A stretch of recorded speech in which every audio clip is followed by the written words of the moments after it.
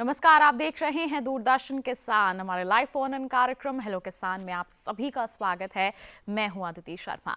किसान भाइयों बहनों, हेलो किसान एक ऐसा कार्यक्रम है जो आपको एक खुला मंच प्रदान करता है, जिस पर आप कॉल कर सकते हैं। अपनी खेती किसानी से संबंधित जो भी सवाल हैं, समस्याएं हैं, उनके जवाब हमसे हासिल कर सकते हैं। और इसके लिए हम रोजाना खेती किसानी से संबंधित कुछ विषय आपके लिए लेकर आते हैं। आज हम किस विषय पर चर्चा करने वाले हैं, आइए आपको बता देते हैं। आज के हमारे इस कार्यक्रम का विषय रहेगा रबी फसलों की जैविक खेती। जी हाँ, रबी फसलों की जैविक खेती किस प्रकार कर सकते हैं, इस पर हम चर्चा करेंगे। और मौसम आधारित कृषि सलाह से फायदे क्या हैं, इसके बारे में भी आज हम आपको जानकारी देंगे। आपके पास कोई सवाल है तो वो आप हमसे पूछ सकते हैं। और इन दोनों ही विषयों पर हम विस्तृत चर्चा करेंगे आज के हमारे इस अंक में। और आपकी जो समस्याएं हैं उनका समाधान आप तक पहुंचाएंगे। और इसके लिए आपको क्या करना है, हमारे टोल फ्री नंबर पर कॉल करना है। हमारे टोल फ्री नंबर है 1800-113060, 1800-113061। हमारे टोल फ्री यानी कि निःशुल्क नंबर है, जिस पर आप अगले 1 घंटे के दौरान यानी कि कार्यक्रम के दौरान कॉल कर सकते हैं,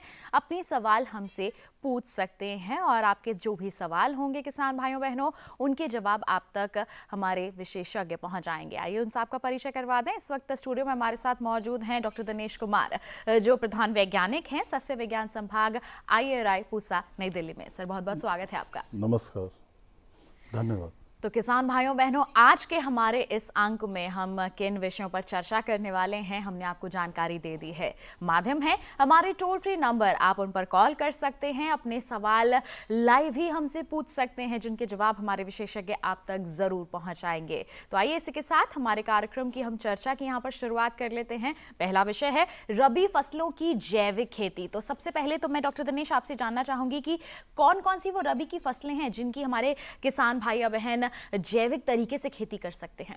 जी बिल्कुल, जैविक खेती का क्षेत्र धीरे धीरे हमारे देश में बढ़ता जा रहा है और किसान इसे अपना रहे हैं।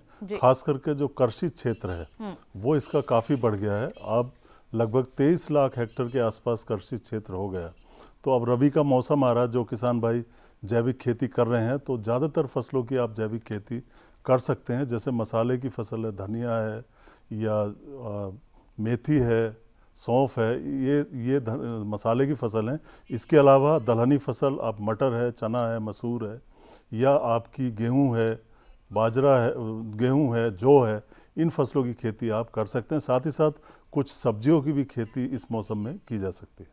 जी बिल्कुल, तो ये तमाम फसलें हैं जिनका आप चुनाव कर सकते हैं। अगर आप रबी फसलों में हम बात करें, जैविक खेती को अपनाना चाह रहे हैं, तो ये तमाम फसलों का आप चुनाव कर सकते हैं। किस तरह से आपको प्रबंधन कार्य करने हैं, किस तरह से जैविक खेती करना आपके लिए फायदेमंद साबित हो सकता है, इन तमाम बातों के बारे में आपको जानकारी देंगे। लेकिन उससे पहले आइए नजर डालें एक खास रिपोर्ट पर।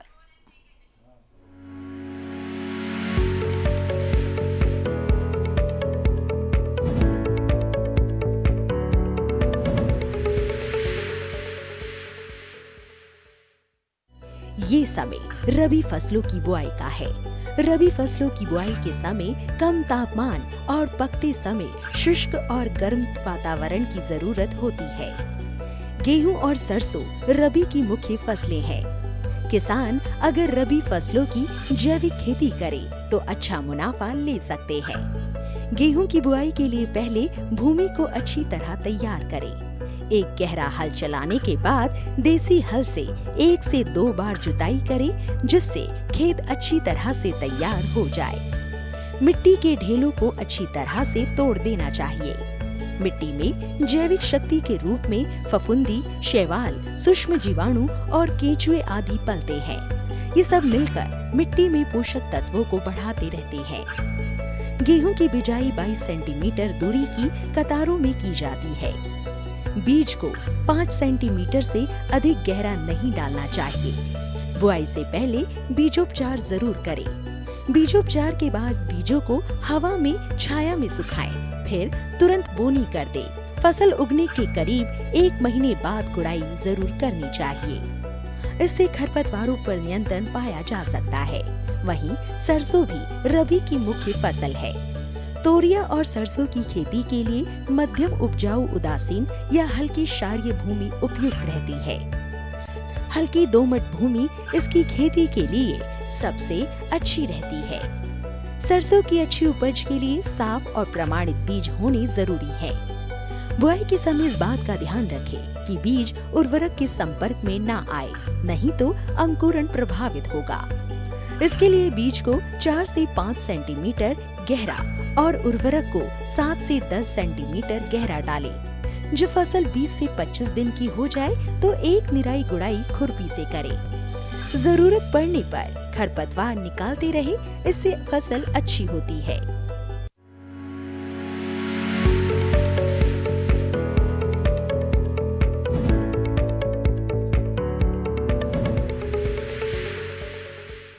तो देखिए अभी आपने खास रिपोर्ट जो कि आधारित थी रबी फसलों की जैविक खेती पर।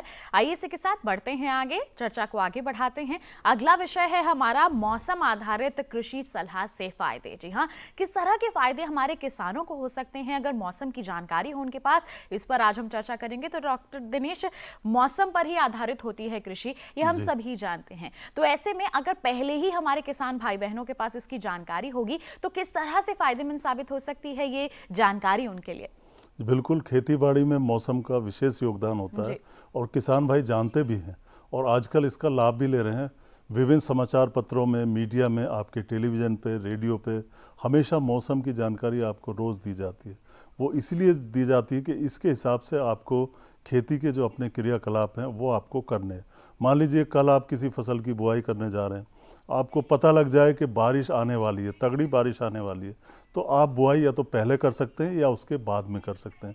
इसी तरीके से अगर आप मान लीजिए कोई दवाई का छिड़काव कर रहे हैं, आपको पता लग जाए कि हवा तेज़ चलने वाली है या बारिश आने वाली है, तो उसके हिसाब से आप उस छिड़काव को आगे पीछे कर सकते हैं, जिससे आपका जो छिड़काव है उसका कोई नुकसान ना हो और उसका ज़्यादा से ज़्यादा लाभ आपको मिल सके। और भी बहुत सारे हमारे, जैसे धान की फसल है अब ये जैसे चल रही है, कट रही है, तो इसमें भी मौसम का विशेष महत्व होता है। इसमें भी मौसम को ध्यान में रख के आपको फसलों को काटना है। जी, तो कुल मिला के ये जी कि खेत की तैयारी से लेकर के फसल की कटाई तक मौसम की जानकारी के लेते हुए अगर हमारे किसान कृषि कार्य की योजना बनाते हैं तो वो अच्छा रहता है, क्योंकि अगर मौसम अनुकूल नहीं है, प्रतिकूल परिस्थितियां बनी हुई हैं, तो ऐसे में हमारी फसलों पर उसका बुरा असर पड़ सकता है। ऐसे में काफ़ी फायदेमंद हो जाता है अगर हमारे किसान पहले ही मौसम की जानकारी हासिल कर लें। माध्यम बहुत हैं, इसके बारे में हम विस्तृत चर्चा करेंगे, लेकिन उससे पहले आइए आपको दिखा देते हैं एक खास रिपोर्ट।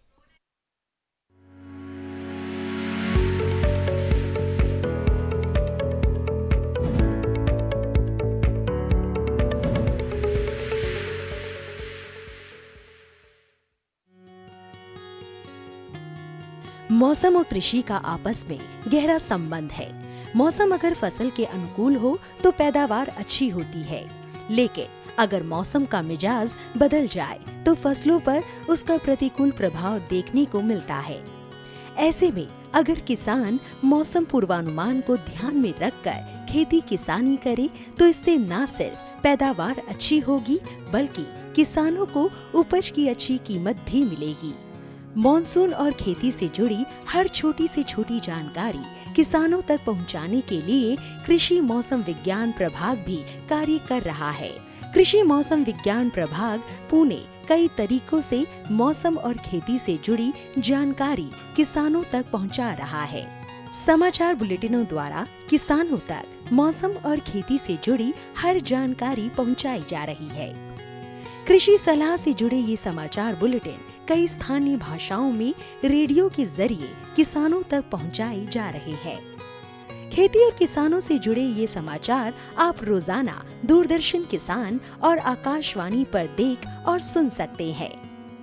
किसान SMS के जरिए भी मौसम से जुड़ी हर जानकारी घर बैठे ले सकते हैं। इसके लिए भारत मौसम विज्ञान विभाग के प्रादेशिक मौसम केंद्र की साइट पर जाकर खुद को रजिस्टर करना होगा। एक बार रजिस्ट्रेशन करने से किसानों को उनकी विशिष्ट फसल के लिए कृषि संक्रियाओं के साथ साथ मौसम के ताज़ा हाल SMS के जरिए मिलते रहेंगे। इसके अलावा किसान टोल फ्री नंबर 1800-180-1717 के जरिए भी अपने इलाके की मौसम से जुड़ी जानकारी ले सकते हैं।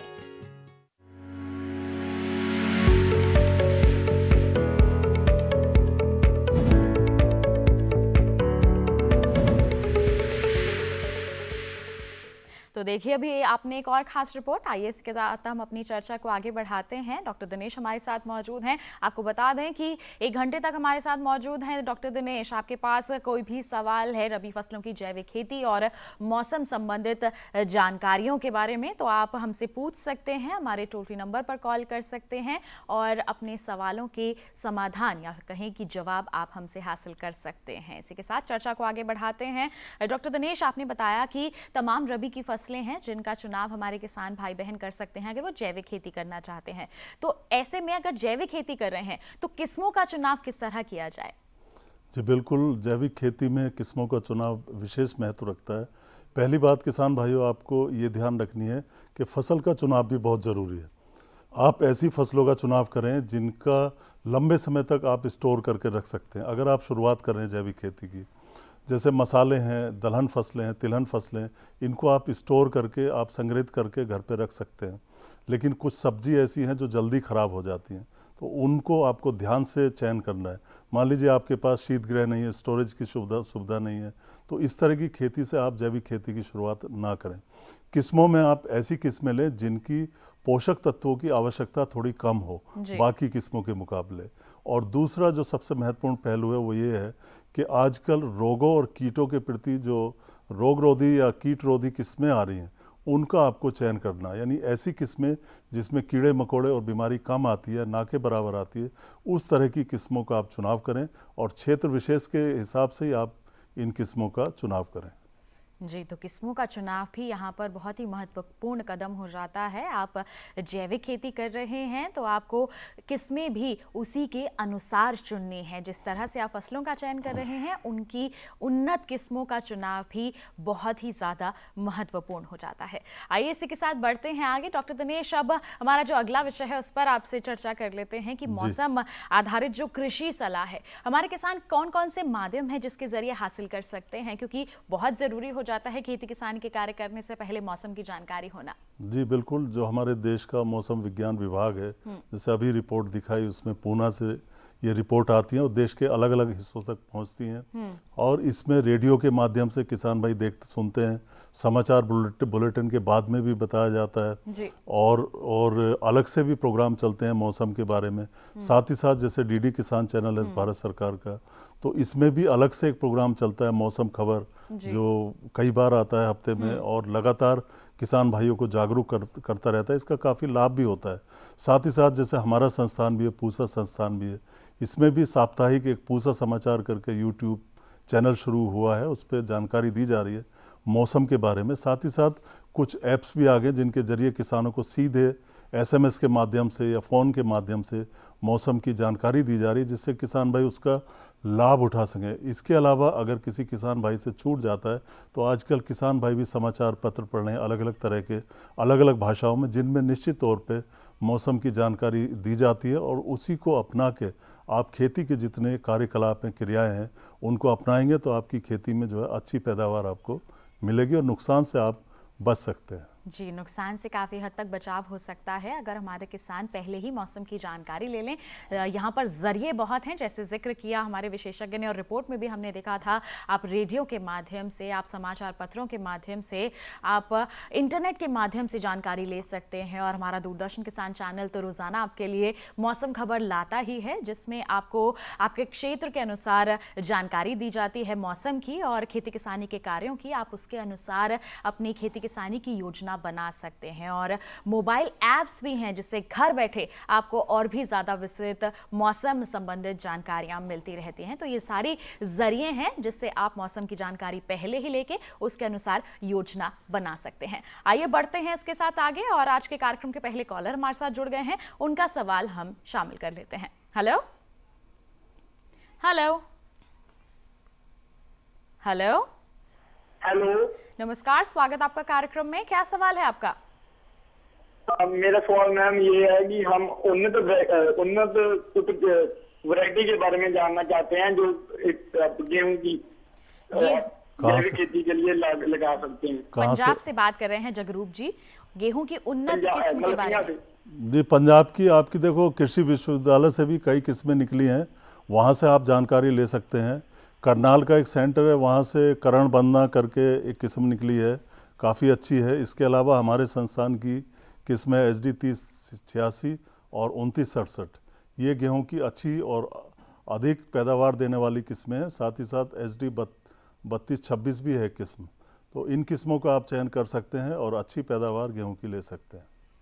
जी, तो ये तमाम किस्में हैं जिनका आप चुनाव कर सकते हैं गेहूं की बुआई के लिए। गेहूं की बुआई का समय आ रहा है, आप अपने क्षेत्र के अनुसार उन्नत किस्म का चुनाव यहां पर कर सकते हैं। अगर हमारे किसान गेहूं की जैविक खेती करना चाहें तो इसके लिए किस तरह के प्रबंधन करने होंगे? जी बिल्कुल, गेहूं की जैविक खेती देखिए खास करके ऐसे क्षेत्रों में जैसे मध्य प्रदेश है, राजस्थान है, जहाँ पे उर्वरकों का और पेस्टिसाइड का प्रयोग कम हो रहा है, वहाँ बड़ी आसानी से गेहूं की जैविक खेती की जाती है। और दूसरे मध्य प्रदेश है जैसे राजस्थान है, यहाँ पे कुछ हमारी परंपरागत किस्में हैं गेहूं की जिनका किसान भाई प्रयोग करते हैं जी। उस तरह की किस्मों की गुणवत्ता अधिक होती है और रेन फेड यानी वर्षा आधारित खेती गेहूं की जाती है। वहाँ पे जैविक खेती करना गेहूं की काफ़ी लाभकारी होगा और क्षेत्र विशेष के हिसाब से आप किस्मों का चयन कर सकते हैं। लेकिन निश्चित तौर पे गेहूं की जैविक खेती करके आप लाभ उठा सकते हैं, क्योंकि फिर इसका गेहूं का आटा मैंने देखा है नेट पे जो बिक रहा है वो काफ़ी महंगा बिक रहा है। काफ़ी अच्छे पैसे जो है जैविक आटे से किसान कमा रहे हैं और कमा सकते हैं। जी, ना केवल गेहूं की ही हम बात कर ले, यहाँ पर अन्य जो जैविक उत्पाद हैं उनकी जो मूल्य है हम कहें बाकी उत्पादों के मुकाबले काफ़ी ऊपर होता है, काफ़ी अच्छा होता है और ऐसे में हमारे किसानों के लिए काफ़ी फायदेमंद साबित हो सकता है। इस पर भी हम विस्तृत चर्चा करेंगे, लेकिन एक छोटे से ब्रेक के बाद। आप कहीं मत जाइए, देखते रहिए हमारा लाइव फोन इन कार्यक्रम हेलो किसान और बने रहिए दूरदर्शन किसान पर।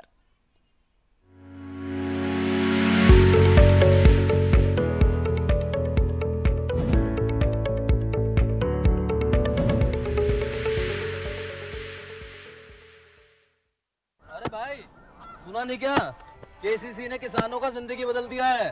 देश के छोटे किसान 1,60,000 रुपए तक का कर्ज बिना किसी गारंटी को ले पाएंगे।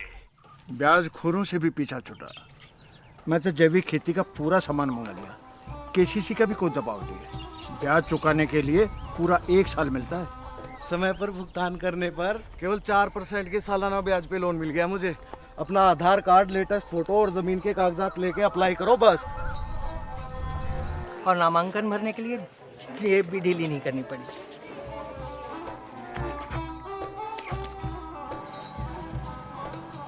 चाचा, उधार चुकाने के 24 घंटे के बाद उतने ही पैसे वापस निकाल सकते हैं।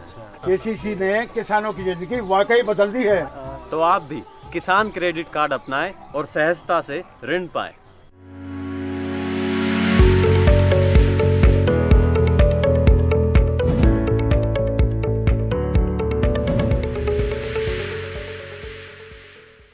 ब्रेक के बाद आप सभी का फिर से स्वागत है हमारे लाइव फोन इन कार्यक्रम हेलो किसान में। आज हम चर्चा कर रहे हैं रबी फसलों में जैविक खेती और साथ ही साथ मौसम आधारित कृषि सलाह के फायदे। इन दोनों ही विषयों पर हम इससे चर्चा कर रहे हैं। आपके पास कोई सवाल है तो आपको फोन उठाना है, हमारे टोल फ्री नंबर डायल करने हैं। आपके सवालों के जवाब स्टूडियो में मौजूद हमारे विशेषज्ञ आप तक जरूर पहुंचाएंगे। और इस वक्त भी आपको बता दें कॉलर हमारे साथ जुड़े हुए हैं मध्य प्रदेश से संजय जी ने हमें कॉल किया है, जान लेते हैं क्या है उनका सवाल। हेलो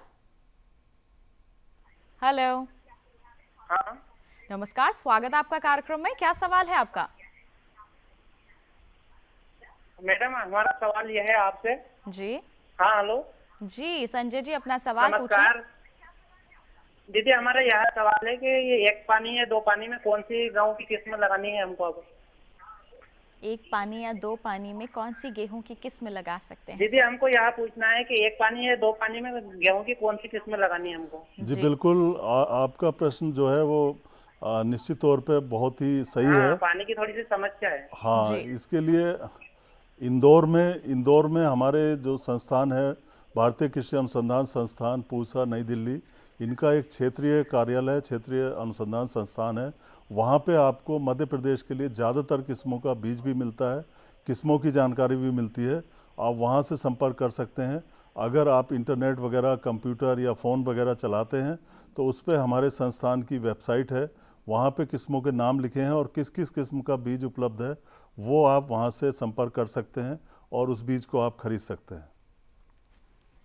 जी संजय जी, तो आपको कहाँ संपर्क करना है, आप किस तरह से बीज खरीद सकते हैं, हमारे विशेषज्ञ ने आपको बता दिया है।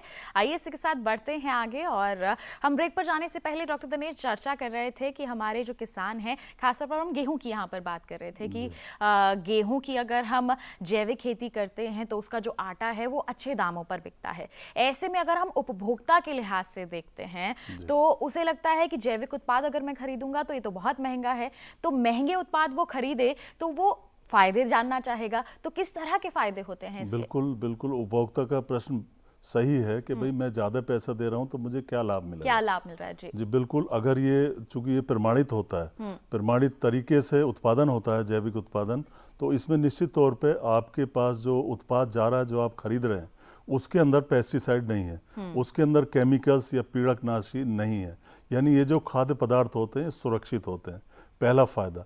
दूसरा, एक तरह से अप्रत्यक्ष रूप से आप धरती माता या धरती की भी आप मदद कर रहे हैं, उसका स्वास्थ्य बढ़ रहा है, पर्यावरण सुरक्षा बढ़ रही है। और साथ ही साथ जो जैविक उत्पाद होते हैं इनमें जो गुणकारी तत्व होते हैं वो काफ़ी ज़्यादा मात्रा में होते हैं अगर हम परंपरागत पदार्थों की तुलना करें। बहुत सारे ऐसे अध्ययन हुए हैं जिसमें पाया गया है कि एंटीऑक्सीडेंट्स तत्व जो हैं वो जैविक उत्पादों में ज़्यादा होते हैं, औसतन ये 50% ज़्यादा होते हैं। एंटीऑक्सीडेंट तत्व का मतलब ऐसा होता है कि हमारे खून की सफाई करते हैं। खून में जो हमारे जहरीली चीज़ें या रेडिकल्स वगैरह, फ्री रेडिकल्स इकट्ठे हो जाते हैं, उनकी सफाई करते हैं, यानी हमारा खून साफ करते हैं। तो कुल मिला के इनके हेल्थ बेनिफिट्स बहुत ज़्यादा हैं जैविक उत्पादों के। और साथ ही साथ जैसे अब कोविड-19 या कोरोना का काल चल रहा है, इस समय में अगर हमें इम्यूनिटी बढ़ानी है तो हमें ऐसा खान पीन करना है जिसमें जहरीली चीज़ें कम से कम हो या ना के बराबर हों, और उसमें एंटीऑक्सीडेंट्स वगैरह हमारे खाने पीने की चीज़ों में ज़्यादा हों। तो इसके लिए ज़रूरी है कि हम जो जैविक पदार्थ हैं, जैविक उत्पाद हैं, उनका ज़्यादा से ज़्यादा इस्तेमाल करें। और इसके लिए हमारे किसानों को जैविक खेती की ओर अपना रुझान ज़्यादा बढ़ाना होगा। आप जैविक खेती की ओर अपना रुझान बढ़ाइए। जिस तरह से आप जैविक खेती करते जाएंगे आपको उसका जो मूल्य है वो काफ़ी अच्छा मिलेगा। न केवल आपका फ़ायदा होगा बल्कि उपभोक्ताओं को भी यहाँ पर हर तरह का लाभ मिलेगा। उनका भी स्वास्थ्य काफ़ी अच्छा होगा क्योंकि वो स्वस्थ और अच्छी गुणवत्ता वाला जो भोजन है वो खा रहे हैं। इससे दोनों ही तरफ के फायदे हैं। तो बेहतर होगा कि हमारे किसान ज़्यादा से ज़्यादा जैविक खेती की ओर अपना रुझान बढ़ाएं। और शुरुआत में हमारे विशेषज्ञ ने बताया था कि अगर उन्नत किस्मों का चुनाव करना है तो ऐसी किस्मों का चुनाव करें जिसमें पोषक तत्व भी काफ़ी कम लगते हैं। तो पोषक तत्वों के प्रबंधन के बारे में मैं आप डॉक्टर दिनेश आपसे जानना चाहूँगी, किस तरह से करना चाहिए इसमें? देखिए, पोषक तत्वों के प्रबंधन में ज़रूरी है कि हम विविध स्रोत हों हमारे पोषक तत्वों के, जैसे गोबर की खाद है, वर्मी कंपोस्ट है, कंपोस्ट है, हरी खाद है, फसल अवशेष हैं। इन सब चीज़ों का हम प्रयोग जैविक खेती में कर सकते हैं। इसके अलावा जो बायो फर्टिलाइज़र हैं, जैव उर्वरक हैं, ये भी कई तरह के उर्वरक आते हैं जो बहुत सस्ते होते हैं और इनका फ़ायदा बहुत ज़्यादा होता है। जैव उर्वरक जैसे दलहनी फसलों में राइजोबियम का टीका आता है, फास्फोबैक्टीरिया या फास्फोरस को घोलने वाला टीका आता है, अब तो जिंक को घोलने वाला भी टीका आ गया, कंपोस्ट बनाने वाला टीका आ गया। तो तमाम तरह के बायो फर्टिलाइज़र या जैव उर्वरक उपलब्ध हैं जिनकी कीमत 40 या 50 रुपये होती है, बड़ी मुश्किल से, मतलब सस्ते होते हैं और इनका लाभ काफ़ी मिलता है। इसके अलावा जैविक खेती में आपको दलहनी फसलों को शामिल करना है जिससे कि पोषक तत्वों की उपलब्धता उनसे बढ़ती है। साथ ही साथ कुछ हम मिनरल्स भी डाल सकते हैं, खनिज पदार्थ भी जैविक खेती में डाले जा सकते हैं, जैसे आपका रॉक फास्फेट है, इसका प्रयोग किया जा सकता है, जिप्सम का प्रयोग किया जा सकता है जो प्राकृतिक रूप से प्राप्त हो। साथ ही साथ कुछ खलियां हैं जैसे नीम की खली है या और भी खली हैं जो पशुओं को नहीं खिलाई जाती, उन खलियों का प्रयोग भी हम जैविक खेती में कर सकते हैं।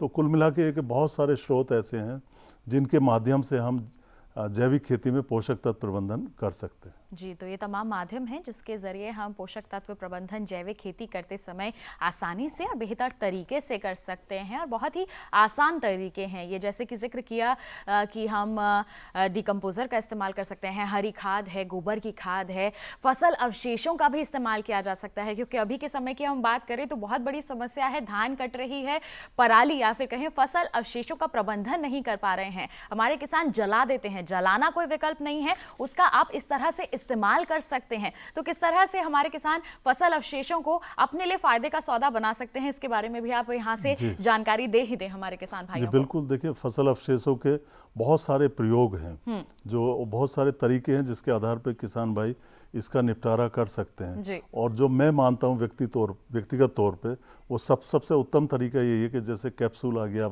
हमारे संस्थान ने निकाला है, तो आपके खेत में ही जो है वो फसल अवशेष जल जाएंगे और मिट्टी की आपकी ताकत बढ़ेगी।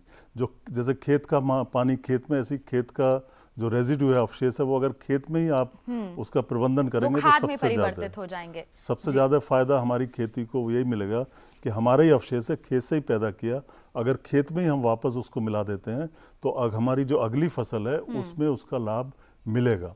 और हर साल अगर हम ये डालते जाएंगे तो निश्चित तौर पे कुछ आने वाले सालों के बाद आपकी मिट्टी की उर्वरता भी बढ़ेगी, पैदावार भी बढ़ेगी और पर्यावरण का प्रदूषण भी कम होगा। तो इससे फ़ायदे होंगे। तो किसान भाइयों, आपको कोशिश यही करनी है, चाहे उनको काट के छांट के भी आपको डालना पड़े, उसको आप अपने खेत की मिट्टी में मिलाएं तो आपको ज़्यादा फ़ायदा उससे प्राप्त होगा। जी, तो फसल अवशेष प्रबंधन आप बेहतर तरीके से कर सकते हैं। देखिए, जैविक खेती में भी आप उसे इस्तेमाल कर सकते हैं खाद के तौर पर। आपके खेत की मिट्टी के लिए काफ़ी अच्छा है, पर्यावरण के लिए काफ़ी अच्छा है, साथ ही साथ ये आपकी फसलों की गुणवत्ता बेहतर बनाए रखने के लिए भी काफ़ी फायदेमंद साबित हो सकता है। कई तरह के फायदे हैं, बस वैज्ञानिकों की सलाह के अनुसार आप आगे बढ़ते जाइए, जैविक तरीकों को अपनाते जाइए। इसके साथ हम भी आगे बढ़ लेते हैं। कॉलर हमारे साथ जुड़ गए हैं उत्तर प्रदेश से, एपी सिंह जी, आइए उनका सवाल हम जान लेते हैं। हेलो नमस्कार, स्वागत आपका कार्यक्रम में। क्या सवाल है आपका? जी, मेरा सवाल ये है कि जैविक खेती करने के लिए सर्टिफिकेशन के लिए कौन सी एजेंसी होती है और उसके पूरी करने के लिए क्या क्या टर्म्स एंड कंडीशंस होती हैं, पहला सवाल ये। और दूसरी चीज ये कि क्या उसकी सुरक्षा के लिए आवारा मवेशियों से जो हम फेंसिंग लगाते हैं उस पर कोई सब्सिडी अनुदान है क्या? दो सवाल है मेरे। जी डॉक्टर दिनेश, क्या कहेंगे आप? देखिए, पहले प्रश्न का उत्तर तो काफ़ी लंबा है, एक्चुअल में बहुत लंबा है। मैं मोटी मोटी आपको बात बता देता हूँ कि प्रमाणीकरण बहुत ज़रूरी होता है। प्रमाणीकरण वास्तव में किसी उत्पाद का नहीं किया जाता, ये प्रोसेस का होता है, एक पद्धति का होता है। जो उत्पादन हम करते हैं या प्रसंस्करण करते हैं, इसका प्रमाणीकरण होता है, ना कि किसी प्रोडक्ट का प्रमाणीकरण होता है। प्रमाणीकरण का मतलब होता है कि कुछ कानून हैं जिनके आधार पे या कुछ डूज एंड डोंट्स हैं, कुछ आप खेतीबाड़ी में कर सकते हैं, कुछ नहीं कर सकते। इन चीज़ों की एक लिस्ट होती है, उसको हम ऑर्गेनिक स्टैंडर्ड कहा जाता है, जैविक मानक कहा जाता है। अब प्रमाणीकरण से क्या होता है कि प्रमाणीकरण संस्था ये बताती है कि जो आपने जैविक उत्पादन किया है, क्या ये उन स्टैंडर्ड्स के मानकों के आधार पर उत्पादन किया गया है। मान लीजिए जैसे रूपांतरण काल तीन साल है, तो कोई एजेंसी होगी जो ये गारंटी देगी कि 3 साल में इसने रूपांतरण काल को अपनाया है और कोई भी रसायन का प्रयोग नहीं किया है और जो चीज़ें संस्तुत की गई सिर्फ उन्हीं का प्रयोग किया है। प्रमाणीकरण आप 2 तरह से करते हैं, एक थर्ड पार्टी तृतीय पक्ष प्रमाणीकरण होता है और एक जो है पीजीएस होता है, पार्टिसिपेटरी गारंटी सिस्टम। जो तृतीय पक्ष वाला प्रमाणीकरण है ये एपीडा करवाती है। एपीडा एक मिनिस्ट्री ऑफ कॉमर्स, वाणिज्य मंत्रालय की एक एजेंसी है जो इसको कराती है। इसमें महंगा होता है, 40-45 हज़ार रुपये प्रति एकड़ खर्चा आता है। इसका उत्पाद आप लेकिन विदेशों में आप एक्सपोर्ट कर सकते हैं। दूसरा जो पीजीएस है, पार्टिसिपेटरी गारंटी सिस्टम, इसको एग्रीकल्चर मिनिस्ट्री, कृषि मंत्रालय का एक डिपार्टमेंट है जो गाजियाबाद में स्थित है, national centre of organic farming, राष्ट्रीय जैविक खेती केंद्र, इसके द्वारा होता है, ऑनलाइन होता है। उसके बारे में विस्तार से आप जानकारी ले सकते हैं। जो राष्ट्रीय जैविक खेती केंद्र है, इसकी वेबसाइट पे जा सकते हैं, ऑनलाइन है। और सबसे बड़ी बात ये कि ये जो पीजीएस है आपका, पार्टिसिपेटरी सहभागिता वाला, इसमें आपका खर्चा कुछ नहीं आता है और ये निशुल्क होता है। और इसमें कन्वर्जन पीरियड जब होता है, रूपांतरण काल होता है, उसमें जो उत्पाद आता है उसको पीजीएस ग्रीन का लेवल मिल जाता है। पीजीएस ग्रीन यानी ये सेफ होता है और इसको आप बेच सकते हैं। इसी तरीके से 3 साल बाद वो आपका ऑर्गेनिक बन जाता है, पीजीएस ऑर्गेनिक। तो इसकी प्रक्रिया प्रमाणीकरण की काफ़ी लंबी है जो यहाँ से बताना मुश्किल होगा। आप एपीडा से जानकारी ले सकते हैं विस्तार में, और दूसरा राष्ट्रीय जैविक खेती केंद्र से जानकारी दोनों ले ही सकते हैं। संस्थानों से पूर्ण जानकारी हासिल एक करके और आप इनका पढ़ हिस्सा सकते था, हैं। जी, वो था मवेशी के बारे में। देखिए, जंगली मवेशियों को तो आपको खुद ही नियंत्रित करना पड़ेगा, खुद ही तरीके निकालने पड़ेंगे। और आपने तो खुद बताया कि मैं फेंसिंग लगा रहा हूँ, तो उसके लिए किसी तरह का अनुदान सब्सिडी मिलता मेरी है? जानकारी में तो कोई सब्सिडी नहीं है, आपको खुद ही इसको मैनेज करना पड़ेगा। इसके बारे में अगर ये जानकारी लेना चाहते हैं तो नजदीकी जो भी कृषि अधिकारी होंगे वहाँ से ले उससे सकते उनसे आप संपर्क कर सकते हैं। आपके क्षेत्र के जो कृषि अधिकारी हैं या फिर कृषि विज्ञान केंद्र हैं, वहां पर आप जाकर के इसके बारे में विस्तृत जानकारी ले सकते हैं कि किसी तरह की अनुदान राशि आपकी सरकार द्वारा इस पर दी जाती है या फिर नहीं। तो ऐसे ही तमाम सवाल हैं हमारे किसान भाइयों बहनों के, जिनके जवाब हम आज के कार्यक्रम में जरूर उन तक पहुंचाएंगे। लेकिन एक छोटे से ब्रेक के बाद कहीं मत जाइए, देखते रहिए हमारा लाइव फोन इन कार्यक्रम हेलो किसान और बने रहिए दूरदर्शन किसान पर।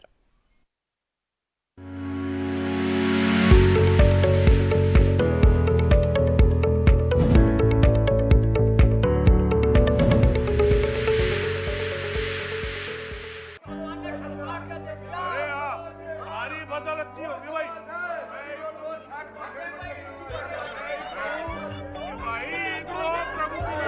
और अब एक जरूरी सूचना, देश के कुछ राज्यों में किसानों द्वारा बड़े पैमाने पर पराली जलाने से आसमान में धुंध छा गई है। लाखों लोगों को सांस लेने में तकलीफ हो रही है।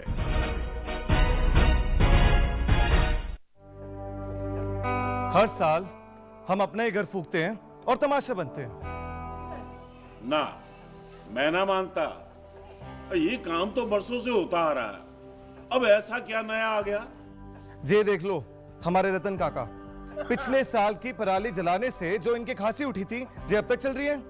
और तो और हमारे सोना उगलने वाली धरती भी बंजर पड़ रही है। बेटा, तुम्हारी बात मान भी ले, पर एक बात बताओ कि पराली को ठिकाने लगाने में भी तो लागत आती है, और ये आग जलाने से ये काम आसानी से हो जाता है। काका, जे बात ना रही, हम कह रहे हैं। देखो, मेरे पास कुछ मशीनों की तस्वीरें भी हैं, मैं तुम्हें दिखाता हूं। जे देखो, जे है हैप्पी सीडर, जे है मल्चर, जे है जीरो टिल ड्रिल, जे है स्ट्रॉ चॉपर, जे है रिवर्सिबल मोल्ड बोर्ड प्लॉ, और जे है रोटावेटर। ये सारी मशीनें अब 50% अनुदान पे मिल रही है, और तो और कस्टम हायरिंग केंद्र लगाने पर सरकार से 80% का अनुदान भी मिलेगा। और ये संकल्प हमारे प्रधानमंत्री जी का है कि अब पराली कोई न जलाए और आधुनिक मशीनों का इस्तेमाल कर पराली खेत में मिलाए और मिट्टी की गुणवत्ता को बढ़ाए।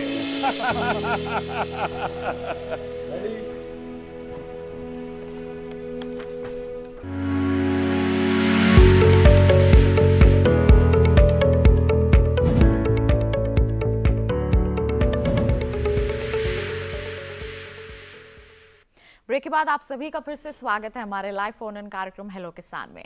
आज हम चर्चा कर रहे हैं रबी फसलों की जैविक खेती और मौसम आधारित कृषि सलाह के फायदे क्या हैं। इस पर आपके पास कोई भी सवाल है तो आपको हमारे टोल फ्री नंबर पर कॉल करना है। जैसे ही आपका कॉल कनेक्ट होगा हम आपके सवालों के जवाब आप तक जरूर पहुंचाएंगे। डॉक्टर दिनेश कुमार हमारे साथ इस वक्त स्टूडियो में मौजूद हैं। आइए इसी के साथ हम आपके कॉल्स का इंतजार कर रहे हैं, हम अपनी चर्चा को भी आगे बढ़ा लेते हैं।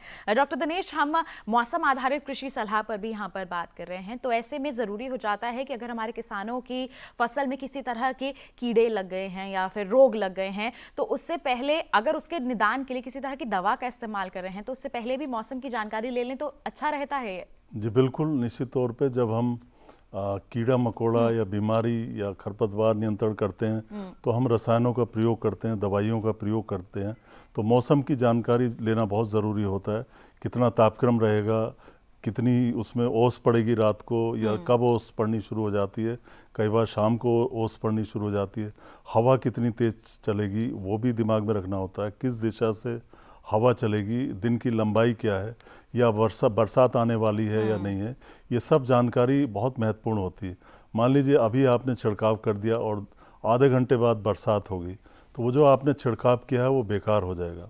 आपने अनुमान नहीं लगाया और फसल काट दी धान की, और कल को बारिश हो जाए तेज, तो आपके खेत में धान की फसल जो पड़ी है उसमें नुकसान हो जाएगा। अगर आपने पहले जानकारी ले ली होती कि भाई कल बरसात होगी, तो आप इस नुकसान से बच सकते हैं।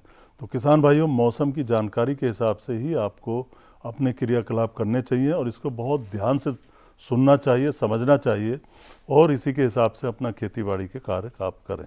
जी, तो बहुत ज़रूरी है मौसम की यहाँ पर जानकारी होना। आइए बढ़ते हैं आगे, और एक और कॉलर हमारे साथ जुड़ गए हैं इंदौर मध्य प्रदेश से, SS सिसोदिया जी ने हमें कॉल किया है। आइए जान लेते हैं क्या है उनका सवाल। हेलो हेलो, नमस्कार, स्वागत आपका कार्यक्रम में। क्या सवाल है आपका? मेरा मैम ये प्रश्न है कि जैविक में जो गेहूं उत्पादन करते हैं उसमें नाइट्रोजन का प्रबंधन जैविक में किस रूप में करें, क्योंकि नाइट्रोजन की जरूरत तो गेहूं को लगती है। जी बिल्कुल, डाल नहीं सकते। देखिए, आप जैविक खेती गेहूं की कर रहे हैं, बहुत अच्छी बात है। नाइट्रोजन का प्रबंधन की बात है तो सबसे पहले मैं शुरू करूंगा, अब तो टाइम निकल गया, लेकिन अगले साल जब समय आएगा आपका, तो आपको बरसात में जब फसल लेते हैं, या तो आप हरी खाद लें या कोई दलहनी फसल लें। दलहनी फसल में आपके मध्य प्रदेश में तो ये जैसे सोयाबीन वगैरह आप लेते हैं, काउपी ले सकते हैं, लोबिया ले सकते हैं, या कुछ नहीं तो ढैंचे की हरी खाद कर सकते हैं। ये आपको पोषक तत्व प्रबंधन में मदद करेगी। इस साल तो मुझे पता नहीं आपने गेहूं के पहले कौन सी फसल उगाई है, लेकिन अगले साल आप ध्यान रखें कि जैविक खेती में कामयाबी का सबसे बड़ा राज यही है कि आपको अपने फसल चक्रों में दलहनी फसलों को ज़रूर शामिल करना, चाहे वो सब्जियों वाली दलहनी फसल हो, चाहे दाल वाली हो, किसी भी तरह की दलहनी फसल हो, वो काफ़ी लाभकारी होती है। क्योंकि दलहनी फसलें जो है वो नाइट्रोजन काफ़ी मात्रा में मिट्टी में छोड़ती हैं, तो उसके चलते नाइट्रोजन की जो है भरपाई यहाँ पर हो जाती है। गेहूं की फसल में जैसे आपने भी कहा कि नाइट्रोजन की बहुत ज़रूरत होती है, तो उससे आपकी सीधे तौर पर यहाँ भरपाई हो जाएगी। डॉक्टर दिनेश, आपने जिक्र किया कि फसल चक्र जब अपनाते हैं, तो फसल चक्र वैसे ही हमारे किसानों को सलाह दी जाती है कि आपको अपनाना चाहिए। तो जैविक खेती में जब फसल चक्र अपना रहे हैं हमारे किसान, तो किस तरह का ध्यान रखें? जैसे नाइट्रोजन के लिए आपने बताया दलहनी फसलें लगा लें। जी जी बिल्कुल, देखिए फसल चक्र का विशेष महत्व है, खास करके पोषक तत्व प्रबंधन में। और उन जो किसान भाई अभी सवाल आया था, थोड़ा सा उन्हें मैं और बता दूं कि इसके अलावा जैसे गेहूं की फसल आप लगा रहे हो, तो इसमें आपको जैव उर्वरकों का प्रयोग करना है। जैव उर्वरक जैसे गेहूं में आप PS भी लगा सकते हैं, फास्फोरस का घोलक टीका होता है। किसान भाइयों, मिट्टी में कई बार अच्छी खासी फास्फोरस होती है, लेकिन वो घुल नहीं पाती, तो उसके लिए फास्फोरस घोलक टीका आता है PSB का, उसका आप प्रयोग कर सकते हो, बीज के साथ उससे उपचारित कर सकते हैं। इसके अलावा साथ ही साथ एजोटोबैक्टर का टीका गेहूं की फसल में काफ़ी लाभकारी होगा। साथ ही साथ अगर आपके पास खली है, नीम की खली है, उसका भी प्रयोग आप नाइट्रोजन प्रबंधन में कर सकते हैं। और जैसा आपने पूछा अदिति जी, जो फसल चक्र है ये सिर्फ पोषक तत्व प्रबंधन में ही महत्वपूर्ण नहीं है, बल्कि जो हमारे खरपतवार प्रबंधन है उसमें भी बहुत महत्वपूर्ण है। साथ ही साथ जैसे रोग, बीमारी, कीड़े मकोड़े, इनके नियंत्रण में भी फसल चक्र बहुत महत्वपूर्ण होता है। अगर एक ही कुल की एक ही तरह की फसलें हम लगातार लेते जाएंगे, तो उसमें एक ही तरह के कीड़े लगातार लगते जाएंगे, और अगर हम इस चक्र को तोड़ देते हैं कीड़े मकोड़ों के, तो निश्चित तौर पर अगली फसलों में हमारे कीड़े मकोड़े, बीमारी कम आती है। एक उदाहरण मैं किसान भाइयों को बताता हूँ। जैसे जो किसान भाई धान और गेहूं का फसल चक्र लेते हैं, तो उसमें गेहूं का मामा या गुल्ली डंडा गेहूं में बहुत ज़्यादा आता है। एक साल आप गेहूं की जगह पे बरसीम लगा दो, तो निश्चित तौर पे जो आपका गेहूं का मामा है या गुल्ली डंडा है, अगले साल आपके गेहूं में नहीं आएगा। ये फसल चक्र का कमाल है। आप अपने फसल चक्रों में जहाँ धान गेहूँ लगाते हैं, वहाँ पे एक बार आप बरसीम लगाएं, तो निश्चित तौर पे इस तरह के खरपतवारों को आप कम कर सकते हैं। इस तरह के बहुत सारे उदाहरण हैं, बहुत सारे लाभ हैं फसल चक्रों के, जो किसान भाइयों को नहीं दिखाई देते, लेकिन ये फसल चक्र हमको अपनाने ही पड़ेंगे। जी, तो कई तरह के रोगों और कीटों के साथ हम खरपतवारों का भी नियंत्रण कर सकते हैं फसल चक्र अपना करके। पोषक तत्वों का प्रबंधन भी यहाँ पर हो जाता है। हम जैविक खेती की अगर खासतौर पर यहाँ पर बात कर लें, तो फसल चक्र अपनाना बेहद ज़रूरी है। तो जैविक खेती में जैव विविधता का क्या महत्व है, इस पर क्या कहेंगे आप? जी बिल्कुल, जैव विविधता ही एक तरह से कामयाबी की कुंजी है जैविक खेती में। जैसे जैव विविधता हम फसल चक्रों से ला सकते हैं, साथ ही साथ जैसे एक खास फसल चक्र में हम मिश्रित फसल भी उगा सकते हैं। जी। जो अंतर फसली खेती है वो भी उगा सकते हैं। जैसे इस समय गन्ने का समय चल रहा है, कुछ किसान भाई उत्तरी भारत में जो शरतकालीन गन्ना है वो लगाते हैं, उसका रोपण करते हैं। अब समय चल रहा है तो गन्ने की फसल आजकल ज़्यादातर किसान ट्रेंच विधि से लगा रहे हैं, काफ़ी दूरी पे लगाते हैं, 3 फीट 4 फीट पे जो है गन्ने को लगा रहे हैं। कुछ किसान और भी ज़्यादा दूरी पे लगा रहे हैं। तो बीज का जो हिस्सा है उसमें आप कई तरह की फसलें ले सकते हैं। आप सरसों ले सकते हैं, उसमें आप पीली सरसों है उसको भी ले सकते हैं। इसके अलावा चना, मटर, मसूर, आप दलहन तिलहन कई तरह के इसमें ऑप्शन है। कुछ सब्जी भी आप इसमें लगा सकते हैं। तो विविधीकरण करने से क्या होगा कि हमारी जो फसलों को लगने वाले रोग हैं, बीमारी हैं, खरपतवार हैं, उनका नियंत्रण होगा। तो मिश्रित खेती और अंतर फसली खेती भी आपको अपनानी है। और जैविक खेती में कामयाबी के लिए 2 या 3 या 4 फसल भी अगर एक साथ हम लगाते हैं, किनारे पे मेड़ पे एक अलग तरह की फसल लगा दी, कई बार गेंदे की फसल चारों तरफ लगाते हैं तो निमेटोड वगैरह हमारे खेत में फसल में कम आते हैं। तो ये सब जानकारी लेना बहुत जरूरी है। जी, तो ये काफ़ी फायदेमंद जानकारियां हैं, महत्वपूर्ण जानकारियां हैं जो हमारे विशेषज्ञ आप लोगों तक पहुंचा रहे हैं। हम उम्मीद करते हैं कि इन सब को ध्यान में रखते हुए आप जैविक खेती को ज़रूर अपनाएंगे और इसे अपने लिए फायदेमंद ज़रूर बनाएंगे। आइए इसी के साथ बढ़ते हैं आगे। कॉलर हमारे साथ जुड़े हुए हैं महाराष्ट्र से, केशव जी ने हमें कॉल किया है, जान लेते हैं क्या है उनका सवाल। हेलो हेलो, नमस्कार, स्वागत आपका कार्यक्रम में। क्या सवाल है आपका? मेरा सवाल है गेहूं की अभी फसल लेने की है मेरे को जी। हाँ, तो उसके कौन सी जात महाराष्ट्र में, मराठवाड़ा में? जी, महाराष्ट्र क्षेत्र में कौन सी उन्नत किस्म लगा सकते हैं, इसकी जानकारी तो आप ले भी सकते हैं। नजदीकी जो कृषि विज्ञान केंद्र है, साथ ही हमारे विशेषज्ञ भी आपको अभी यहाँ जानकारी देंगे। जी बिल्कुल, क्योंकि अभी जो है ना, अभी बहुत ही जल्दी इस चैनल पे आप गेहूं के बारे में स्पेशल प्रोग्राम लाने जा रहे हैं जिसमें आप गेहूं की किस्मों पर विस्तार से चर्चा करेंगे। तो इसके लिए आप, जैसे आपने बताया कि किसी विज्ञान केंद्र या विश्वविद्यालय, एग्रीकल्चर कॉलेज, वहाँ से आप जानकारी ले सकते हैं कि आपके क्षेत्र विशेष के लिए गेहूं की कौन सी किस्म उपयुक्त होगी। इस समय पर हम थोड़ा बताने में असमर्थ हैं। जी बिल्कुल, और आप लोग ज़्यादा इसके लिए चिंतित ना होइए। हेलो किसान कार्यक्रम में हम जल्द ही इस विषय को लेकर आएंगे, हमारे विशेषज्ञ यहाँ पर लेकर आएंगे जो गेहूं की कौन कौन सी उन्नत किस्में हैं आपके क्षेत्र के अनुसार, उसके बारे में विस्तृत जानकारियां हम आप तक ज़रूर पहुँचाएंगे। और इसके साथ ही आप अगर अभी इसके बारे में जानकारी लेना चाहते हैं तो नज़दीकी जो भी कृषि विज्ञान केंद्र हैं, आपकी कृषि विश्वविद्यालय हैं, कृषि संस्थान हैं, वहाँ से भी आप जानकारी ले सकते हैं कि आपके क्षेत्र में कौन सी उन्नत किस्म है गेहूं की जो आप चुन सकते हैं आगे आने वाले समय में इसकी बुआई के लिए। आइए इसी के साथ बढ़ते हैं आगे और अब मैं डॉक्टर दिनेश से जानना चाहूंगी। डॉक्टर दिनेश, अभी आपने जिक्र किया कि फसल चक्र रोग, कीट और खरपतवार नियंत्रण में काफी सहायक होते हैं जैविक खेती में, और क्या विकल्प होते हैं इनके नियंत्रण के लिए? किस तरह से हम अपनी फसल को सुरक्षित रख सकते हैं? बिल्कुल, फसल चक्र के अलावा वैसे भी देखने में ये आता है कि अगर जैविक खेती हम लगातार करते जाते हैं और एक बड़े क्षेत्र पे करते हैं तो ऐसी फसलों में कीड़ा मकोड़ा और बीमारी की समस्या कुदरती तौर पे कम आती है। धीरे धीरे फसल और मिट्टी हमारी मजबूत होती चली जाती है, जिससे हमारी फसल में, मिट्टी में रोगों को लड़ने की क्षमता उसकी बढ़ती जाती है, क्योंकि मिट्टी का इसमें श्वास बढ़ता है। श्वास बढ़ने का मतलब ये है कि इसमें कीटाणु जो बीमारी फैलाते हैं या कीड़े मकोड़े होते हैं, उनकी संख्या प्राकृतिक तौर पे कम हो जाती है, पहली बात। दूसरी बात यह है कि अगर ये कीड़े मकोड़े बीमारी आ भी जाती हैं तो उसके हमारे पास अनेक विकल्प उपलब्ध हैं। जैसे आजकल नीम बेस्ड पेस्टिसाइड आ रहे हैं, नीम आधारित पेस्टिसाइड बाजार में भी मिलते हैं। किसान भाई नीम की जो निबोली होती है उसको लेके खुद भी बना सकते हैं, जो कर्नल होते हैं उनका एक्सट्रैक्ट लेके पेस्टिसाइड बना सकते हैं। और भी बहुत तरह के बाज़ार में पेस्टिसाइड उपलब्ध हैं, कुछ किसान भाई स्वयं भी बना लेते हैं। उनका प्रयोग करके आप कीड़ा मकोड़ा और बीमारी को नियंत्रित कर सकते हैं।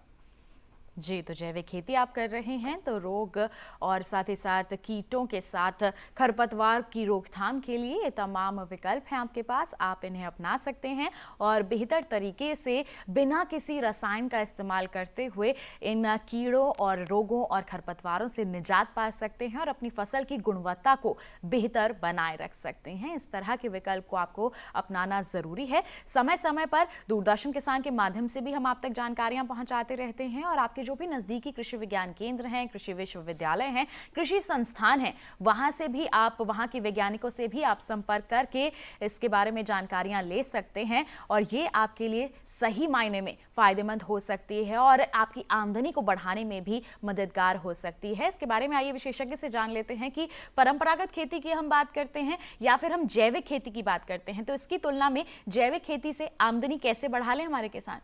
जी बिल्कुल, जैविक खेती में बहुत सारे फायदे होते हैं। सबसे पहले जैसे मिट्टी का स्वास्थ्य बढ़ता है और फिर जो कंज्यूमर, जो उपभोक्ता उन उत्पादों को खाते हैं, उनके स्वास्थ्य में भी निश्चित तौर पे सुधार आता है, क्योंकि इनमें रसायन, पेस्टिसाइड और भारी धातु वगैरह इनमें जैविक में नहीं होती। फिर अगर लंबे समय तक किसान भाई जैविक खेती करते हैं तो इसमें कोशिश ये की जाती है कि जो प्रक्षेत्र पे, जो आपके खेत पे या जो फार्म पे आपके उत्पाद हैं, उनको रिसाइकल किया जाता है, उनका पुनः चक्रण किया जाता है और बाज़ार से कम चीज़ें खरीदी जाती हैं। जैसे रासायनिक उर्वरक है, काफ़ी महंगे आ रहे हैं आजकल। आपका DAP का कट्टा 1200-1300 रुपये का आता है, तो इस तरह से उर्वरक भी महंगे आते हैं। आपके पेस्टिसाइड, पीड़कनाशी जो किसान भाई बाजार से लाते हैं, तो वो भी महंगे। लागत में भी यहाँ पर इसमें कमी आती है। धीरे धीरे, हाँ, लगातार अगर आप करते जाएंगे तो लागत इसकी कम आती है। फिर जब आप प्रभावी तरीके से इसका विपणन करते हैं, अच्छे तरह से अगर आप सफल होते हैं बेचने में, तो आपको लाभ भी ज़्यादा मिलता है। आपको कम से कम 1.5 गुना 2 गुना प्राइस मार्केट में ज़्यादा मिलता है, क्योंकि इसकी मांग जो है आज के समय में स्वास्थ्य के लिहाज से काफ़ी अच्छी बनी हुई है। और इसमें एक बात और मैं किसान भाइयों को बता दूं कि अभी जो हमारा कृषि मंत्रालय है, उसने एक वेबसाइट चलाई है, जैविक खेती का पोर्टल खोला है, जिसके माध्यम से जैविक खेती के क्रेता और विक्रेता एक साथ जोड़ दिए गए हैं। आपको अगर अपना सामान बेचना है तो आप घर बैठे उसमें लॉगिन करें, उसमें रजिस्ट्रेशन करें, उस पोर्टल को आप समझें और उसका आप ज़्यादा से ज़्यादा लाभ उठा सकते हैं। वहाँ पे आप अपने सामान का लिख सकते हैं कि भाई इतना सामान इस विधि से मैंने उगाया है और प्रमाणीकरण करवाया है, और कोई जो खरीदने वाला होगा वो उसको देख लेगा और आपको वहीं से, आपके खेत से वो सामान उठा लेगा और आपको रेट भी डिक्लेयर करना होगा कि इस भाव में मैं अपना सामान बेचूंगा। तो किसान भाइयों, इस पोर्टल की जानकारी आप लें, इससे आपको अधिक से अधिक लाभ मिलेगा, खास करके जो आपके जैविक उत्पाद हैं उनको बेचने का। साथ ही साथ जो युवक, ग्रामीण युवक या दूसरे युवक रोजगार चाहते हैं, कुछ करना चाहते हैं, तो एक तरफ से खरीद के दूसरी तरफ आप बेच भी सकते हैं। जी, तो अभी तक जो समस्या आती थी हमारे किसानों के समक्ष बाजार की आती थी कि वो अपने उत्पाद की बिकवाली कहाँ पर करें, तो देखिए सरकार ने इसका भी समाधान ढूंढ निकाला है और वेब पोर्टल का यहाँ पर शुभारंभ किया है। आप उस पर जाकर के बिकवाली कर सकते हैं, अपने खेत से सीधा उपभोक्ता तक अपनी उपज को, अपने उत्पाद को पहुँचा सकते हैं जितने दाम में आप बिकवाली करना चाहते हैं। बस आपको उसमें रजिस्ट्रेशन कराना है, आपको उसमें पूर्ण जानकारियां अपलोड करनी है। निश्चित तौर पर ये आपकी आमदनी को बढ़ाने में काफी मददगार साबित होगा। जी हाँ, किस तरह से और फायदे हमारे किसानों को जैविक खेती से मिल सकते हैं, इसके बारे में आपको जानकारी देंगे, लेकिन एक छोटे से ब्रेक के बाद कहीं मत जाइए, देखते रहिए हमारा लाइव फोन इन कार्यक्रम हेलो किसान और बने रहिए दूरदर्शन किसान पर।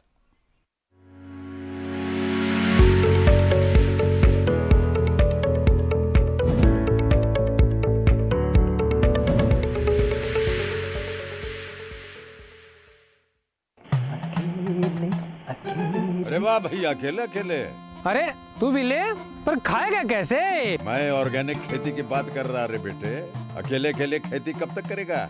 मतलब गांव में 20-25 किसानों का समूह बना के पंजीकरण करवा ले, फिर सरकारी ट्रेनिंग भी मिलेगी और मुफ्त जैविक बीज खाद भी।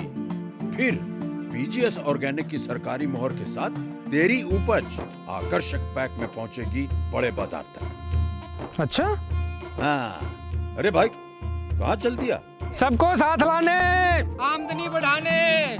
तो किसान भाई समझ गए ना?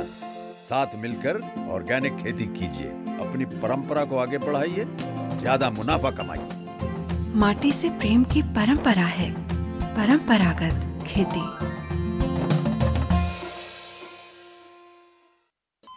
अरे सुन तो।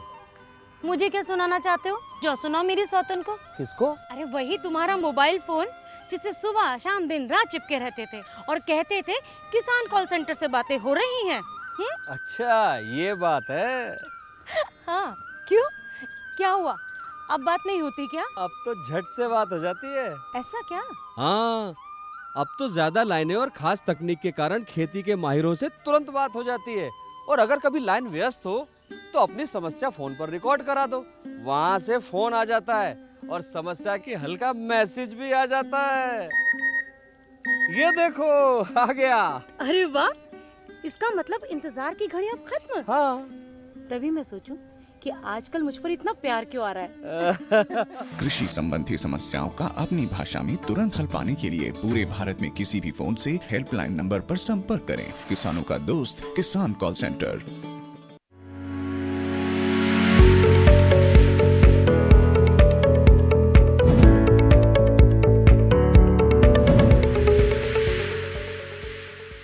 ब्रेक के बाद आप सभी का फिर से स्वागत है हमारे लाइव फोन इन कार्यक्रम हेलो किसान में। आज हम चर्चा कर रहे हैं रबी फसलों की जैविक खेती और मौसम आधारित कृषि सलाह के फायदों के बारे में। आपके पास कोई भी सवाल है तो जल्द से अपना फोन उठाइए, हमें कॉल कीजिए क्योंकि अब समय काफी कम रह गया है। और आपको बता दें इस वक्त भी कॉलर हमारे साथ जुड़े हुए हैं। मध्य प्रदेश से संजय जी फोन लाइन पर हैं। हेलो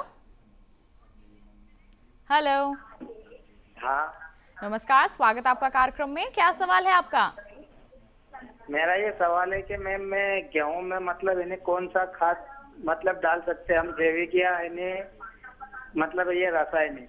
आप जैविक खेती कर रहे हैं या परंपरागत खेती कर रहे हैं? नहीं, मैं अभी 2 साल से मैं जैविक का वो जीसी पावर करको एक है जैविक खाद के लिए वो कर रहा हूँ। आप खेती जैविक कर रहे हैं गेहूं की?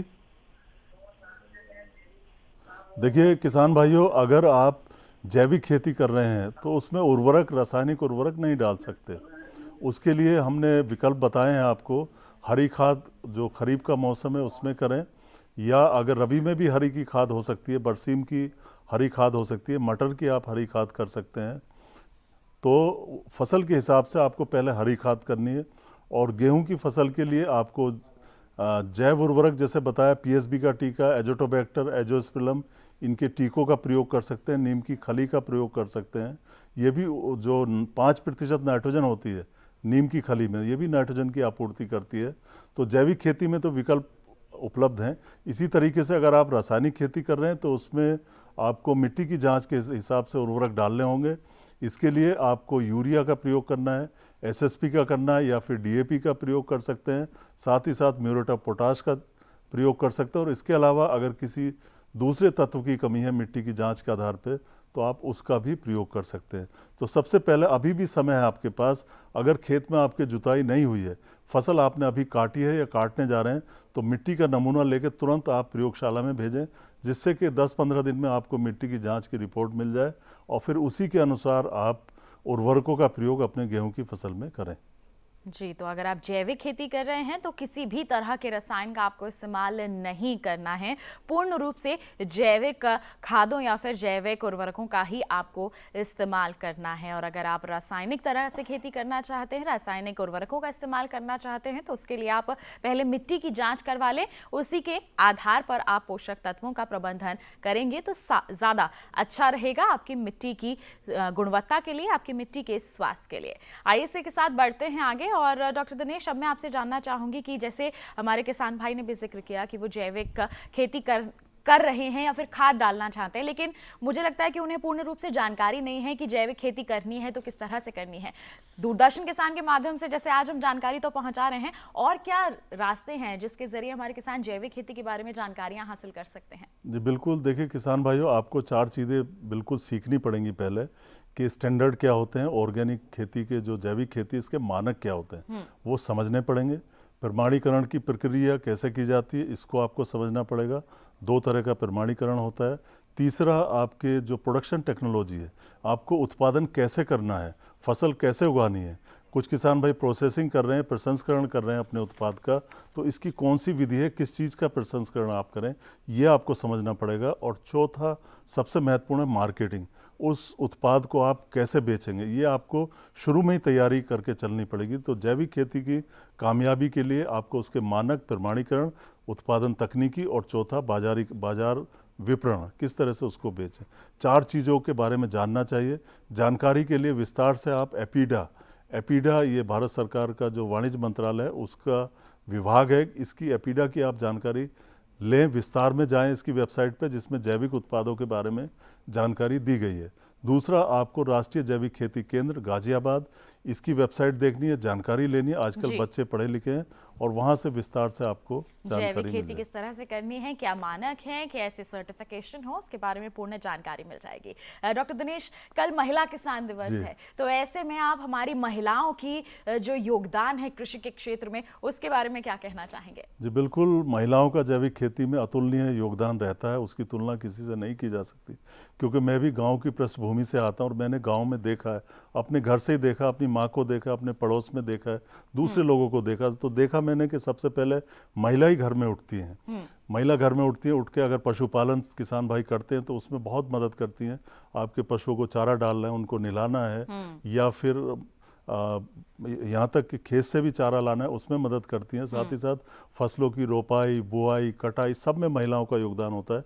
इसी तरीके से जो निर्णय होते हैं, घरों के निर्णय होते हैं खेती से संबंधित, उनमें भी महिलाओं का विशेष योगदान है, उनकी विशेष भागीदारी है और धीरे धीरे ये बढ़ भी रही है। आजकल महिला किसान अकेले खेती कर रहे हैं, महिला किसान ट्रैक्टर तक चला रहे हैं, काफ़ी आगे बढ़ चुके हैं और अपने अपने समूह बना के भी महिलाएं गांव में काफ़ी आगे बढ़ रही हैं और उससे रोजगार मिल रहा है। और हमारा जो ग्रामीण जनता है, ग्रामीण लोग हैं, उनके आर्थिक स्तर में भी धीरे धीरे महिलाओं के योगदान से अब जो सुधार आ रहा महिलाएं हैं हमारी ग्रामीण क्षेत्रों की, हम खासतौर पर बात करें, वो घर तक ही सीमित नहीं है, वो बाहर निकल के खेतों में तो काम कर ही रही हैं, बल्कि छोटे छोटे स्वयं सहायता समूह बना करके उद्यमों की शुरुआत कर रही हैं और सफलता के मुकाम को हासिल कर रही और हैं। इसमें मैं अपनी तरफ से कल बधाई देना चाहूँगा। कल जी बिल्कुल, दूरदर्शन किसान की पूरी टीम की तरफ से और हमारे विशेषज्ञ की तरफ से भी हमारी सभी महिला किसानों को बहुत बहुत बधाई। और अब मैं आपको भी मौका दूंगी कि आप भी यहाँ पर बधाई जरूर दे दें अपनी तरफ से भी। जी बिल्कुल, कल किसान महिला दिवस एक तरह का, तो इसमें उम्मीद है कि महिलाओं का स्तर धीरे धीरे बढ़ेगा और सुधरेगा और तरक्की होगी, और उनकी तरक्की होगी तभी हमारी या पुरुषों की भी तरक्की होगी। तो दो पहिए हैं, साथ साथ चलेंगे तभी गाड़ी चलेगी। जी बिल्कुल, बहुत बहुत धन्यवाद आपका डॉक्टर दिनेश, इतनी महत्वपूर्ण जानकारियां हमारे सभी दर्शकों के साथ साझा करने के लिए बहुत बहुत धन्यवाद। धन्यवाद। तो किसान भाइयों बहनों, आज आपने जान लिया कि रबी फसलों की जैविक खेती आप किस प्रकार कर सकते हैं और मौसम आधारित जो कृषि सलाह है उसके क्या फायदे होते हैं। ये तो बात हो गई आज की। कल के कार्यक्रम में हम क्या विषय आपके लिए लेकर आने वाले हैं, आइए आपको जानकारी दे देते हैं। कल के कार्यक्रम में हम चर्चा करेंगे कृषि उत्पाद व्यापार और वाणिज्य बिल पर। जी हाँ, इस बिल पर आपको विस्तृत जानकारी हम देंगे और साथ ही कल है महिला किसान दिवस, तो इस पर भी हम आपको विस्तृत जानकारियां देंगे। हमारी महिला किसानों को सम्मानित करेंगे। जी हाँ, उनके सम्मान में ये कार्यक्रम हम कर रहे हैं। तो हम कल के कार्यक्रम में आपसे मुलाकात करेंगे। अगर आप बिल के बारे में कोई भी सवाल हम तक पहुंचाना चाहते हैं तो आप बेझिझक हमें ईमेल कर सकते हैं। हमारी ईमेल आईडी है hellokisan2015@gmail.com। इस पर आप हमें ईमेल कर सकते हैं अपने सवाल। और साथ ही साथ आपको बता दें, और भी जरिए हैं हमारे से जुड़ने के लिए। फेसबुक के जरिए आप जुड़ सकते हैं। फेसबुक पर जाइए, हिंदी में आप टाइप कीजिए हेलो किसान, वहां पर हमारे पेज पर आप अपने सवाल पोस्ट कर सकते हैं। आपके जो भी सुझाव हैं वो भी पोस्ट कर सकते हैं। डीडी किसान कॉल सेंटर नंबर भी है, जिस पर आप कॉल करके अपने सवाल पहले ही रिकॉर्ड करवा सकते हैं। इसका नंबर है 1800-113-060, जिस पर सोमवार से शनिवार सुबह 6 बजे से रात के 10 बजे तक कॉल करके आप अपने सवाल रिकॉर्ड करवा दें, ताकि हम उन्हीं कार्यक्रम में शामिल कर सके। और हमारे लाइव फोन इन कार्यक्रम में हमारे टोल फ्री नंबर तो होंगे ही। तो बस किसान भाइयों बहनों, आज के लिए इतना ही। अगले अंक में मुलाकात करेंगे आपसे, तब तक के लिए दीजिए इजाजत। आप बने रहिए दूरदर्शन किसान पर। नमस्कार।